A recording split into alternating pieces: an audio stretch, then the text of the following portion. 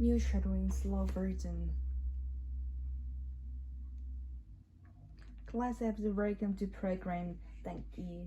Now the threshold has made it clear that he's extremely worried about energy prices and the effect that they're gonna to have on Australian consumers and inflation.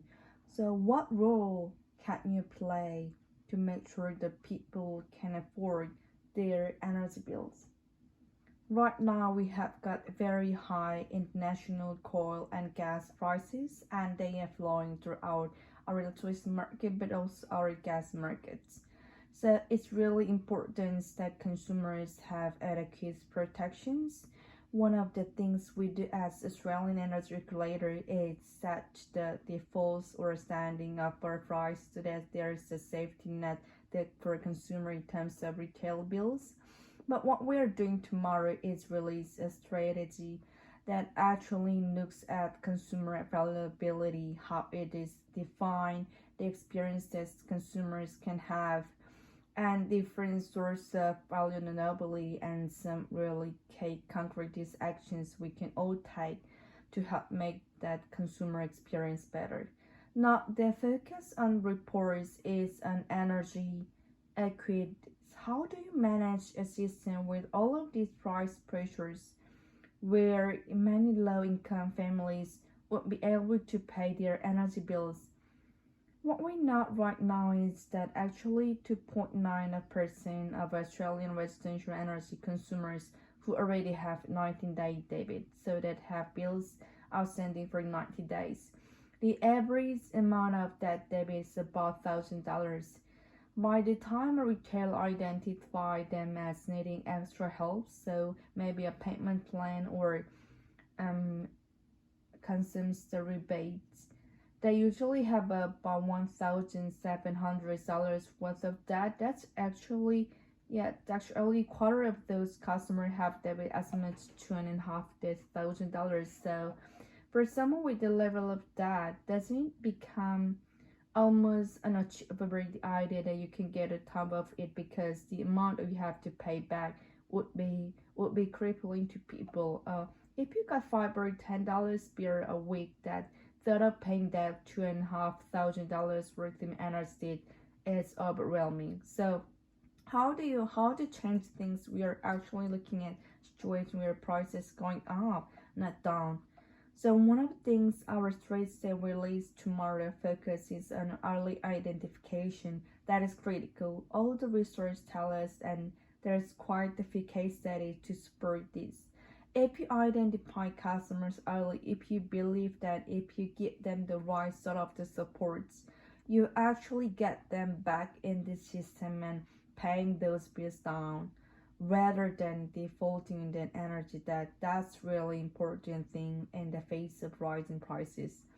Now this is another concern to which is to what extent the less well off will be bearing the brunt of massive energy transition that's taking place in Australia. What can you do to prevent that being the case? So we know 1/3 of all Australians rent their homes, and that automatically means they don't have control over insulation or choices about upgrading, double glazing, for example, all the things you can do to reduce your energy bills. They may also have less access to energy efficient equipment and appliances in their homes. So one of the things we're concerned to make sure is that through the energy transition, there are adequate opportunity and supports in place. We need to protect also consumers from not from the energy transition, but to support them through the transition, because low-income housing doesn't offer have solar or batteries or some of the more complicated demands response technology. So what you do about it, because there are clearly plenty of desire among people in residence accommodation to be part of the transition, and also to clear having impacts their bills over long term.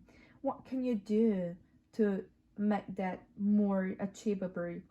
So one of the things we have seen governments doing, then the ACT government is a great example of this. They are putting in place measures to actually require landlord to actually upgrade the efficiency of rental properties. But one of the things our strategy is doing is actually looking at whether or not we have the framework or sort of the fit for purpose regulatory framework for the future energy system. What does that mean? That means, plain speaking, can you take the acid example and have it replicates around countries? So many governments could pick up some of those examples, and energy efficiency is really important as we transition to net zero. And what I'm talking about is actually, so for example, at the moment you're protected for your energy supply to your home, but you're not protected in the same way it's a solar panel providing your energy, or if you have electric vehicle, for example, a difference matters. So looking at the essential nature of energy and how we get the right protections in place is part of the work we're doing.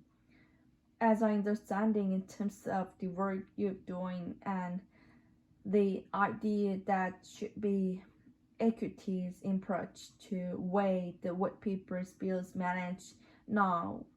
You're talking about transforming the way people deal with energy companies. The energy companies on board with this. We've had really terrific supports from energy companies behind this work.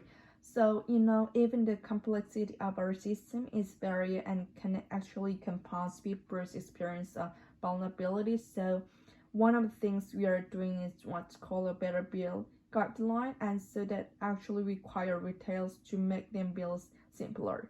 So next year when you receive your energy bill, you'll actually be able to look down, and on the front page of it is tell you does your retail have a better offer for you. So there are lots of practical things people can do confront what is going to be a very challenging time for all of us with our bills. That's right, absolutely. Thank you very much indeed for joining us. Thank you having me, Sarisa.